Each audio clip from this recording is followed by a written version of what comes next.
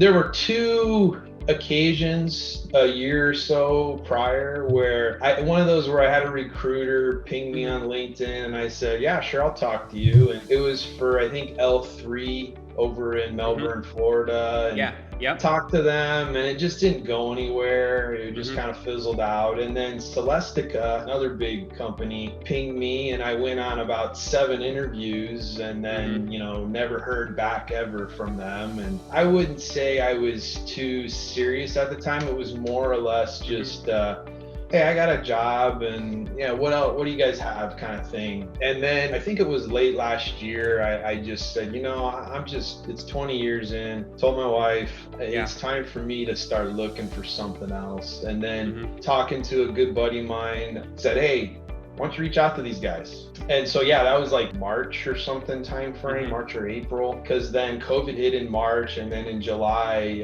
from March to July, just things got bad. Like really bad, just crazy stuff. I couldn't even begin to describe the craziness that was happening. So, and then the day that I got let go, I was like, yes. Yeah. So I got a nice severance. They gave me about 15 weeks of pay, full pay. And so I was like, well, shoot, that's a great opportunity to, work with you guys and go get a job. I know you're talking to your wife and why did you think you needed help with this? Was it just because you literally haven't done it in 20 years or was there a pivotal, it was just like, hey, I don't even know what I'm doing? You do it a couple times and I knew, you think a pretty confident guy. I mean, I feel like I got a good resume. I got a lot of good things going. What the heck was it? So it's more than just my background and my resume. I'm missing something. So I knew I needed it. So I started talking to a friend of mine who's a recruiter in a different industry. And he said, hey, why don't you talk to these guys? And I'm glad I did, obviously, the end result. Well, now you got a bigger title, a senior director, more money, more bonus. You like your team. It is remote. You've met the man. This is absolutely nothing. There's literally nothing bad to say about it. Nothing bad. Even the benefits package down to the medical is better. Yeah, there's really nothing to complain about at all.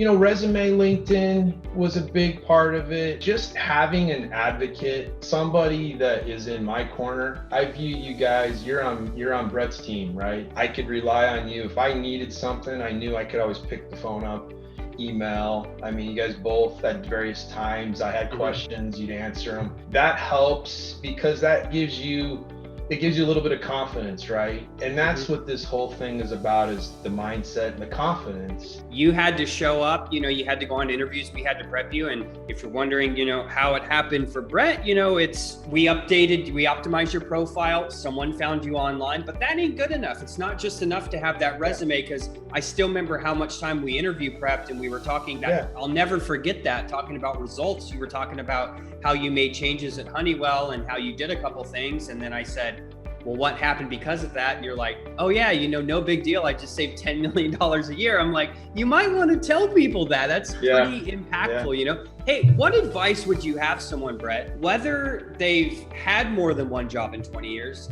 say they are struggling, they don't know what to do, what advice would you have for someone thinking about working with us? I would say it's the complete package. You guys do a great job of getting the mind right. And it's whether you've decided to go on your own looking for a job or you were laid off or whatever, being laid off, it's a hit to the ego, no matter who you are. And you guys really speed up, in my opinion, that process, just saying, hey, it's okay, man, it's not you. This is the plan.